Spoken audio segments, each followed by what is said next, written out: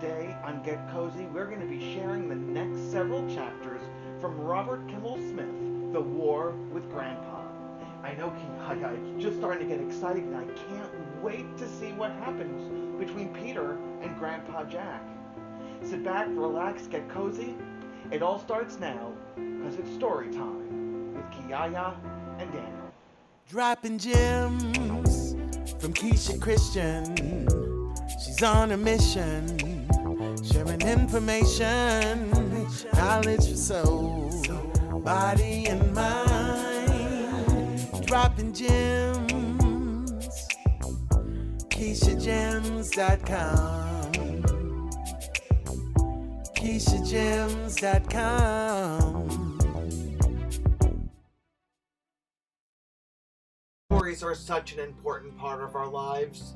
Join my friend Kiyaya and I for Get Cozy, because it's story time with Kiyaya and Daniel, where we share some of the greatest picture books and chapters from children's and young adult literature to inspire you to keep embedding literacy into your days.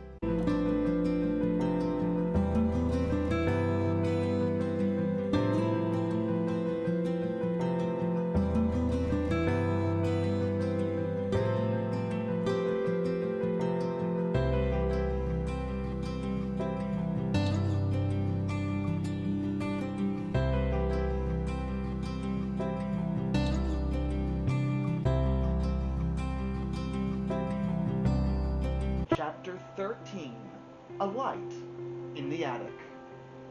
Guerrilla warfare, hiding behind rocks and trees, wearing a mask. I was lying up in my bed and thinking about what Steve had said. It seemed crazy to me, and yet it made sense, too. I was certainly trapped. My family had taken my room away and hadn't given me a chance to fight back. Then I began to think about the people who fought in the Revolutionary days. Who were they fighting? The king. And the king was kind of a father to them, or maybe even a grandfather.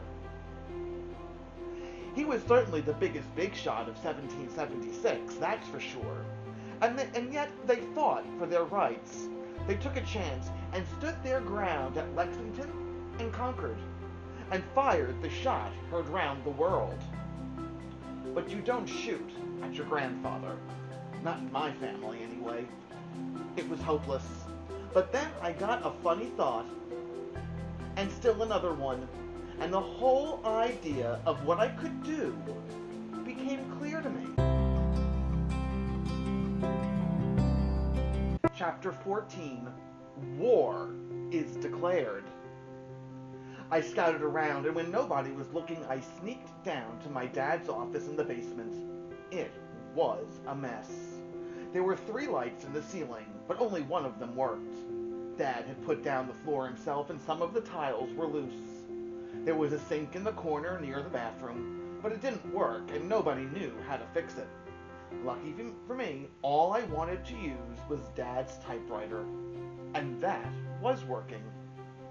When you start a war, you have to send the enemy a note, or something like that, telling them what you want, and why you want it.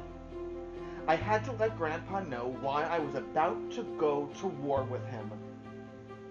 And I really didn't want to sign my name to the note, or even have it in my handwriting, because if my parents got a hold of it, that would probably be the end of the war. And the end of me, probably, too. I stuck a piece of that scrap paper in his typewriter and began. Here's what I typed. Declaration of war.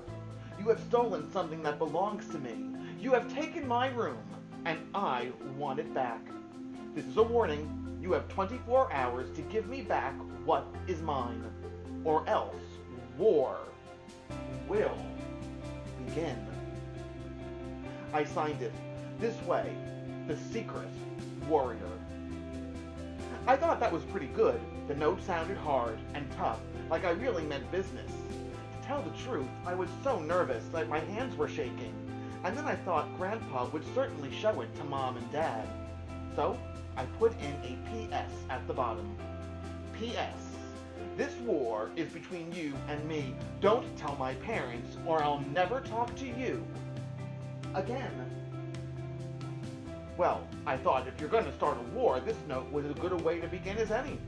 Now the question was, what should I do with it? I thought about that for a long time. About 10 minutes anyway. I wanted to put it someplace where Grandpa could find it when he was alone.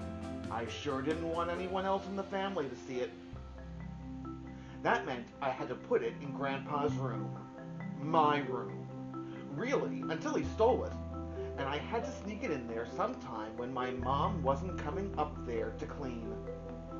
I waited until after dinner.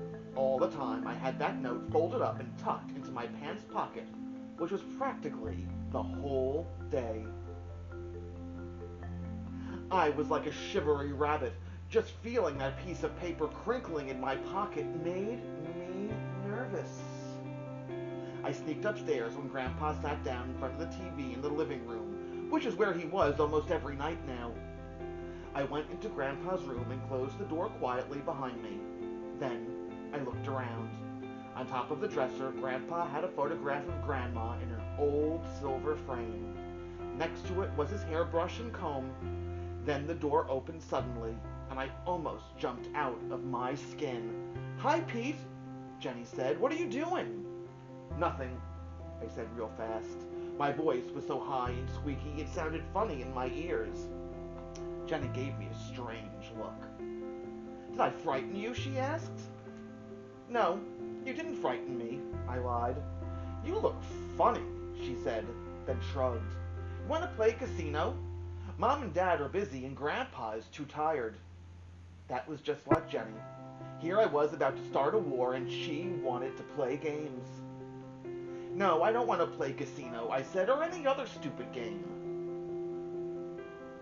"Why don't you go downstairs and watch TV with Grandpa, or read a book, or go practice ballet, or do anything instead of coming up here and bothering me?" She looked at me for a long moment. "Weird," she said. "Totally weird." Then she walked out of the room. This was how a war is, I thought. I wouldn't make a very good soldier. I took the folded note from my pocket, unfolded it, stuck it under Grandpa's bedspread, and on top of his pillow. He's sure to be blind not to see it, so he would surely read it tonight, and then the war between us would start. I felt nervous about it, but not too much. Whatever was going to happen, I was ready for. Then I went upstairs to my stinky room and threw a tennis ball up against the wall about 40 million times. Chapter 15. It takes two sides to fight a war. Well, it was a lot of fear and worrying over nothing because Grandpa didn't say or do anything about my note. Not the next day anyway, or the day after that. I didn't know what to do. Here I had declared war and written a note, and my enemy totally ignored the whole thing. It looked like it was going to be the shortest war in history. That day, and the one after, I followed Grandpa around and gave him plenty of chances to talk to me when nobody else was around. I even sat through a whole afternoon with him while he watched those stupid soap operas on TV. Later, I went to the candy store with him, and when he wanted to buy some cigars, it took forever to walk 2 blocks, because Grandpa just limped along so slowly. "Is there anything you want to say to me?" I asked him on the way back. He grinned at me. "Only that I like your company, Petey. You're very easy to be with." "Isn't there something you read lately that you want to talk about?" I asked.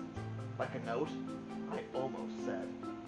"Just the newspaper," he said, "and there's so much bad news in it. I try not to pay attention to it." I was learning something about Grandpa. He was one of the world's best ignorers, and my fight to get my room back looked like it would never even get started. Chapter 16. The First Strategy Conference. "You are so stupid. It's amazing you can live," Billy was saying. We were at his house playing his game, Stratomatic Baseball. Steve and I had one team. Billy had the other. Naturally, Billy always fixed it, so he had Babe Ruth and Ty Cobb on his team. Naturally, Billy always seemed to win. "You don't start a war with a note," Billy said. "You think the Japanese sent a note before they attacked Pearl Harbor? Dear United States, pardon us, but we're going to sink all your ships. Sorry." "Are you sure your grandfather got the note?" Steve asked. "Yes, he couldn't miss it. It was right on his pillow." "Maybe it fell out when he took the bedspread off," Steve said. "Then where would it go?" I said. "On the floor? Out the window? It was a big piece of paper. It just wouldn't fly away." "You have to attack," Billy said. "Not just write a polite note. Blam! Drop a bomb. Wham! Hit him with a rocket." "I am not going to bomb my grandpa," I said. "Then what are you going to do?" Steve said, in his slow and careful way. His eyes seemed to be laughing at me as he waited for me to answer. "I'll do something," I said. "Some war," Billy said. Meanwhile, he threw the dice and his all-time all-star team scored 2 more runs on a double by Honus Wagner. "It's time you got started fighting." All of a sudden, something clicked in my head. Before I knew it, I began to laugh. Billy and Steve looked at me as if I'd gone nuts. "Thanks, Billy," I said. "Thanks a lot. Time I got started, all right. Time, sure enough." And then I told them what I was going to do. Chapter 17, Night Attack. I really figured that I wouldn't be able to sleep at all that night, but I was wrong. I set my AM/FM digital clock radio for 2 o'clock in the morning before I clicked off my reading lamp. I guess I must have tossed and turned for a while, thinking of what I was going to do and being nervous about it. But when the radio came on, playing a Beatles song, I was fast asleep. I put the light on, shut off the radio, and looked at the note I had prepared one more time. This is what it said. "People who steal other people's rooms should not sleep well at night. Surrender my room and the war will be over. The Secret Warrior." I took my pocket flashlight, put on my slippers, and went out into the hallway. Down the stairs to the second floor, I sneaked, slow and careful, trying not to make any noise. The house was so quiet. It was weird. At the bottom of the stairs, I paused for a moment. My heart was beating. Thump, a thump, very loud in my chest. To tell you the truth, I felt uncertain about what I was going to do to Grandpa. But to get back what was mine, I had to fight. All's fair in love and war, somebody said. I hoped he wasn't the same guy who said respect your elders. I sneaked down the hallway like a thief in the night, tiptoeing past my parents' closed bedroom door, and then Jennifer's. Outside my old room, I stepped around the floorboard that always creaked so loud. Then I turned the doorknob, as slowly as I could, opened the door, and went into the room. Even in the dark, I could see that Grandpa was lying on his back under the covers, fast asleep.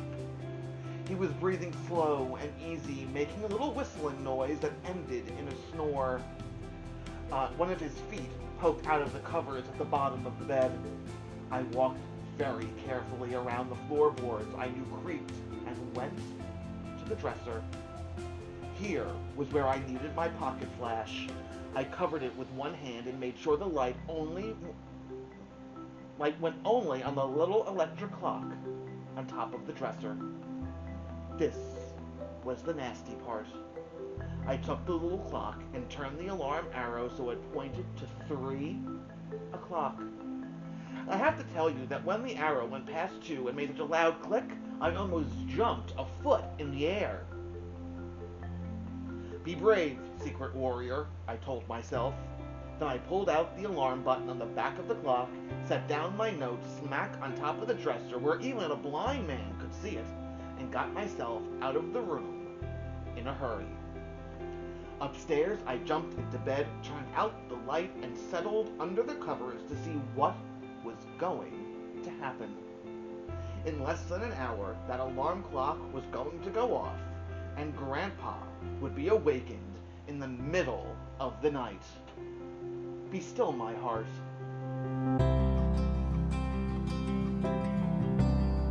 Chapter 18. The First Peace Conference. You know, I couldn't fall asleep. It was kind of like waiting for a bomb to go off. I watched the seconds and minutes flip down on my digital clock radio. At 2:58 on my clock, I heard the alarm go off in Grandpa's room downstairs. It sounded like an angry bee buzzing. And it kept buzzing for about a minute. Then I heard Grandpa get out of bed, and the alarm stopped. Almost holding my breath, I waited. Now Grandpa would find the note. Then what would he do? Ignore it again? I heard the sound of Grandpa's door opening. Was he coming up here? Yes. Now I could hear the creaking of the wooden stairs as his slippered feet came slowly and limping upstairs. I got down under the covers and pretended to be asleep. My door opened. I heard Grandpa come across and stand next to my bed. Pete, he whispered.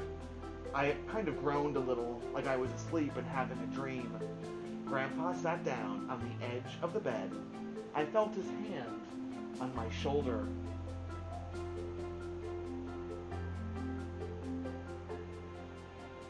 And he was shaking me gently.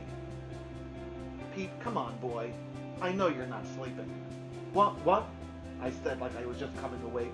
Grandpa? Is that you? Grandpa reached over and snapped on my reading lamp. I shielded my eyes against the sudden glare. Grandpa's white hair was all mussed, and he looked very angry. Do you know what time it is? He asked. Nighttime? The middle of the night, he said, Mr. Secret Warrior. It's not funny, Pete. I don't like someone playing tricks on me this way, especially not my own grandson. It's not a trick, I said. It's a war. Grandpa shook his head. Stuff and nonsense is what it is. You don't have to go to war against kin. You have to have an enemy to have a war, and I'm certainly not your enemy. You got my declaration of war, I said. Why didn't you say anything about it? I was kind of thinking it was a joke, Grandpa said. It's no joke, I said. You took something of mine, and I want it back. I didn't take anything, Grandpa said. Your parents gave me your room, Pete. You've still got it, haven't you? I said. A funny look crossed Grandpa's face. By God, he said, you got a look on your face just like your mother when she was a kid. I hope you're not as stubborn as she was. She was a holy terror when she didn't get her way. I'm more stubborn, I said, especially when I'm right. Grandpa sighed and stared at me for a minute. Then he slowly got to his feet. Go back to sleep, he said. We'll talk about this tomorrow, which is almost here. He walked to the door. Grandpa, I called after him. He stopped in the doorway. I love you, I said, which made him smile. But the war is still on.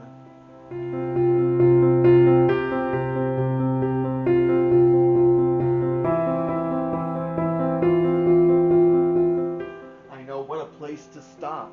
I can't wait until next Tuesday when we can read the next several chapters with you. Until then, stay safe, stay healthy, keep reading, and remember, reading is power.